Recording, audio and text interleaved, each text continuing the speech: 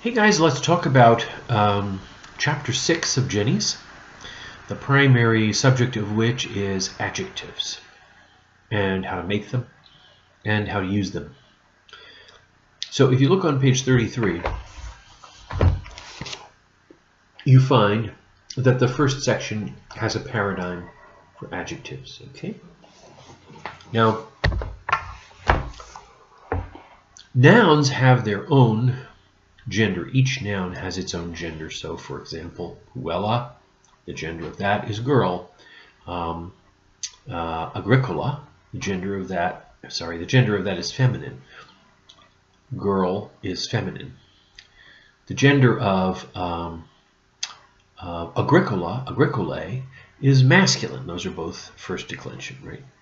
The gender of amicus, friend, is masculine. The gender of bellum, belly, war, is neuter. So nouns have their own gender. Adjectives are more like chameleons because they can take on the gender of the nouns that they modify. As a matter of fact, the rule, which we'll get to in a minute in more detail, is that adjectives agree with the nouns that they modify in gender, case, and number. So first of all, let's take a look at how adjectives work. The adjective on page 33 here, they give us is malus, mala, malum. Okay, that means bad. And the first thing you notice, if you look at the paradigm here, is that it's almost like three different declensions, three different paradigms stuck together, right? Because your first column you see is masculine, and that has all 5 cases in the singular and all 5 cases in the plural, and the same for feminine and the same for neuter. That's because every adjective has to have a form for all 3 genders. Because if you're saying bad and you're using it with girl, then you have to put it in a feminine form. But if you're using it with a farmer, then you have to put it in a masculine form. If you're using it with war, you have to put it in a neuter form because it has to use the same gender as whatever noun it's modifying. But it's going to follow its own pattern of endings. Okay, so there are 3 different ending patterns. The first one in the masculine looks like second declension masculine form, right?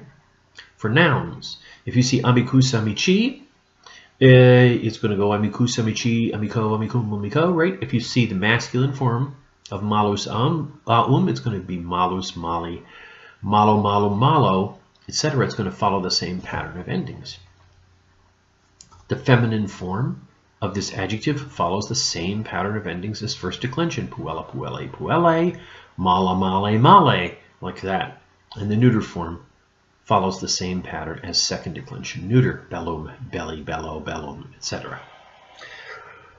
So, every time you learn an adjective, you have to realize that in order to give a full paradigm of it, you're going to have to give 5 masculine forms in the singular, 5 masculine forms in the plural, and then the same thing again in the feminine is for singular and plural, and the same thing again in the neuter for singular and plural. So you're going to end up with 30 different forms of the adjective. Okay, so let's take a look at how to combine the adjective with a particular noun. How to make what's called a noun-adjective pair. So let's say we want to say bad girl, right? And we want to decline bad girl as a pair all the way through all the different cases and numbers. So the way I would recommend it is to begin just by declining girl, right? How do you decline girl to fit into a paradigm? Nominative, genitive, dative, accusative, ablative forms in the singular and then the same in the plural. Well, the nominative form would be puella. That's the nominative singular form for girl, right? I want to say bad girl in the nominative singular. I want to decline the adjective so that it fits with the noun in gender, case, and number. Well, what gender is puella? Puella is feminine. So I'm going to look on this page only in the feminine forms. And I'm going to find the nominative singular feminine form for malus auum. And I'm going to put it with Puella. And that nominative singular feminine form is mala. So I'm going to say mala Puella. That's how you say bad girl. What about if I wanted to say of the bad girl? Then I'm going to put it in genitive. Take the noun first. Put that in the genitive case. Puellae. Okay? Now take the feminine form of the adjective for bad and look at the genitive singular feminine form. That's male if you look on this page, right? So it's going to be male puellae or puellae male. And you see that if you go through the steps for these two, that everything stays the same in terms of the endings. It's puella mala or mala puella, and then it's male puellae, and then it's male puellae again in the dative, and it's malam puellam in the accusative, and so on all the way through. Right? So if you wanted to say the bad girls as a subject, you would use the nominative plural. That would be male puellae. This is easy enough because the endings look the same. They're not just the same in gender, case, and number. They actually look the same. So you hardly even have to bother thinking about the adjective. Put the same ending on it that you saw on the noun. But things aren't always so simple. And let's take a different noun as an example to show you why things aren't always so simple. Let's take agricola agricolae. That's a masculine noun. It looks feminine because it's first declension, but it's actually a masculine noun. So, what's the nominative singular form of that? The nominative singular form of that is agricola, right? Because it follows the first declension pattern. Agricola, agricolae, agricolae, agricolam, right? You can go back and look at the first declension if you want, if you need to brush up on it, but it follows the first declension pattern. So, agricola is your nominative singular form if you want to say farmer. What about if I want to say bad farmer? Well, I just did it with puella, so maybe I say mala agricola? No. That works with puella. It doesn't work with agricola. It doesn't work with agricola because puella is feminine. That's what's important. And agricola is masculine. So I want the nominative singular form of both of them so that I can say bad farmer. Just like I said bad girl as the subject. For bad girl as the subject, it was mala puella or puella mala. But for bad farmer, what's it going to be? Remember the process of thinking you have to go through if you've got your book open to page 33. We've put agricola in the nominative singular. Now we want to match it with malus auum in order to say bad farmer. What's the first thing we have to do? We have to ask, what's the gender of agricola? It's masculine, so I'm only going to be looking in the masculine columns. Remember? 3 gender columns, masculine, feminine, and neuter. I'm only going to be looking in the masculine columns, and I'm going to find the nominative singular form. So it's not mala, it's malus. It's malus agricola. Because it doesn't have to match, the actual ending itself doesn't have to match. What has to match is the gender, case, and number. Okay? So, malus agricola. How about if I want to say of the bad farmer? That is, I'm going to put them both in genitive. Well, how do I put agricola in the genitive? Well, it's first declension, so it's agricola agricolae. So, of the farmer is agricolae, but I want to say of the bad farmer. I have to go through the same process again. What gender is farmer? Farmer is masculine. So I'm only going to look in the masculine columns. Right? So what gender is it? It's masculine. What case and number do I want? I want genitive singular. I'm trying to say of the bad farmer. So what's the genitive form? Genitive singular form in the masculine? It's mali. So it's going to be mali agricolae or agricolae mali. What about the dative? To or for the bad farmer? Well, if you think it through, following the same method, you're going to come out with malo agricolae, or agricolae malo. And then you're going to come out with malum agricolam and malo agricola with a macron over it, if you follow the same rule through. So you can make a paradigm not just of a noun, not just of an adjective, but of a noun-adjective pair going through all the cases and numbers. Or you can seek for a particular noun-adjective pair that you might need to use in a sentence, right? So if you say, the girl loves the queen, the queen is the direct object, so she's going to be in the accusative case. She's going to be reginam, right? What about if you wanted to say that the girl loves the good queen? Well, good is bonus and you want to use the feminine form because Regina is feminine, so it's going to be bonam, reginam, or reginam, bonam, right? That's how that works. The second section is the agreement of adjectives. We've been using that, right?